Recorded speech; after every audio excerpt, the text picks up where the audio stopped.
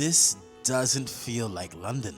It feels like a storybook village, the kind you read about in a classic novel. I'm Quinn Russell, an architectural journalist based in Dubai, and I make films like this to help you rediscover beauty, the kind that hides in plain sight. In today's episode of Traveller's Bazaar, we'll spend the day in nature just outside central London, and by the end, I'll take you to one of the city's most magical hidden estates. Only 30 minutes from central London, yet it feels like I've stepped into a country novel. This is Richmond, and if you're like me, craving stillness, light, and the texture of history underfoot, this is the kind of place you don't just visit, you absorb. Now, how to get here? From Waterloo Station, take the District Line or South Western Railway directly to Richmond.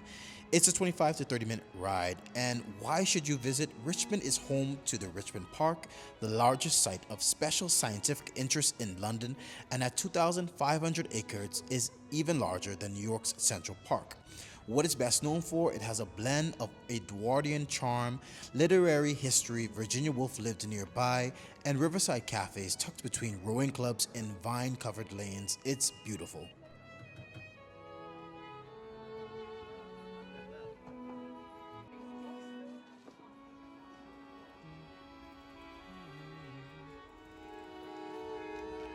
There's a rhythm to walking here.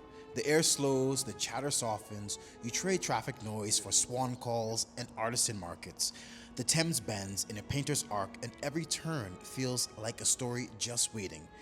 And one thing about Richmond is it has the Thames Path, one of London's best walking routes. From Richmond Bridge, head west along the Thames, past restaurants like Gaucho, Stein's German Beer Garden, and riverside cafes, perfect for a late breakfast or aperitivo. As you walk along the Thames Path, there are points of interest along the way. There's Petersham Meadows with wild cows grazing here seasonally, which you saw in the opening of this video. Marble Hill House across the river, it's an 18th century Palladian villa. There are rowing clubs and occasional vintage markets near the bridge, which we just experienced.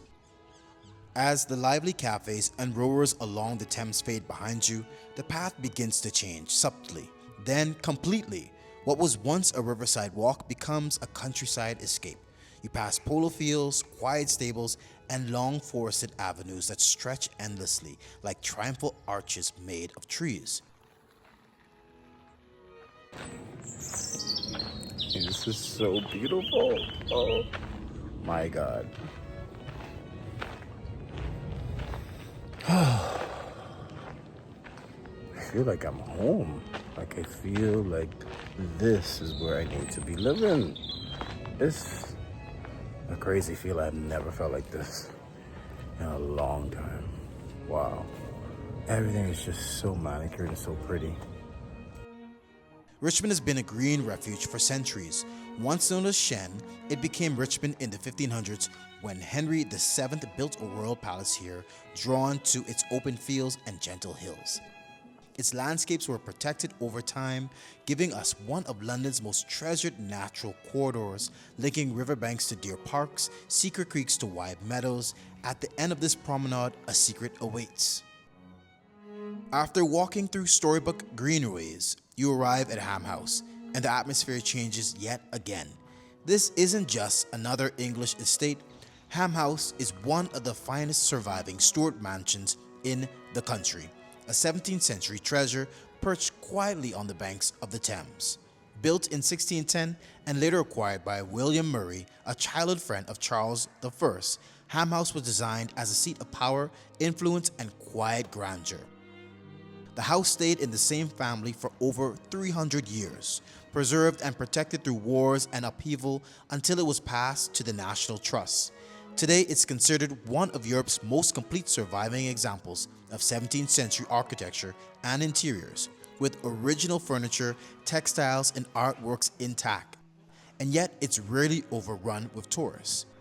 When I visited, it felt almost private, room after room, quiet, often just me in silence or soft conversation with the room guides, each a gentle steward of history, happy to answer questions and share details you'd never spot on your own. Architecturally, Ham House is built in the Jacobean style, an English evolution of Renaissance architecture, marked by red brick symmetry, Dutch gables, and ornate interiors with dark wood paneling and gilded ceilings. You wander through libraries filled with leather-bound volumes, secret staircases tucked behind doors, and drawing rooms draped in velvet and candlelight. It's atmospheric, moody, elegant, like stepping into a painting. As if the visuals aren't convincing enough, if you're planning your visit, know that Ham House is open daily from 10 a.m. to 5 p.m. Entry is £13 for adults and includes the gardens, best visited in spring through early autumn when the grounds are in full bloom. Outside, the gardens unfold like a secret. Formal hedgerows, lavender beds, and quiet fountains, the stillness is what stays with you. And then the perfect finale, a slow meal at the Orangery Café. I had a classic egg salad sandwich, a warm fruit scone with strawberry preserve and clotted cream, a cappuccino dusted with chocolate, and a plum ginger pale ale, all enjoyed beside fresh herbs and white stone walls under the scent of citrus trees. It's one of the most charming garden cafes in London, truly. Whether you come for architecture, the history, or the peace, Ham House gives you space to breathe, a palace in scale, a poem in atmosphere. Walking through Ham House, room by room, garden by garden, felt like I had stepped into a still life. It wasn't just the history or the interiors or the whisper of royalty in the walls. It was the peace. It was the pace, the intentional slowness, a fruit scone and a cappuccino in the 17th century orangery, under the shade of rosemary and lavender, on a random weekday afternoon. That, to me, is the real luxury. It reminded me what I'm building, what I'm creating with TravellersBazaar. It made me want to live slower, to live deeper, and live beautifully. And if I want to live like this, not as a royal, but with the ease and the richness of presence, then I need to stay consistent. I need to share these stories with you, because there is so much worth seeing, so much worth savoring.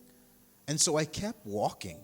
If you've come this far, I highly recommend continuing the journey to Kew Gardens.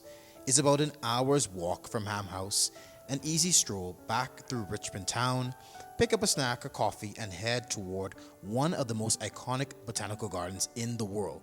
Kew is a celebration of nature's grandeur. Vast glass houses filled with rare palms and aquatic lilies, sculpted gardens, and seasonal blooms, a world-class retreat for those who want to learn, breathe, and wander. And next up, I'm headed to Istanbul and launching a new series, 48 Hours In, where I explore culturally rich, architecturally layered destinations that are often skipped over for the big names. Places with story, with soul, with scenery that stays with you. From Eastern Europe to East Africa, Southeast Asia to the Levant, I'm uncovering destinations near my home base in Dubai that deserve a closer look. If you like this content, make sure to like, share, and subscribe. And remember, wherever you are, wherever you're going, let it be led by design. I'm Corinne Russell, and I'll see you in the next episode.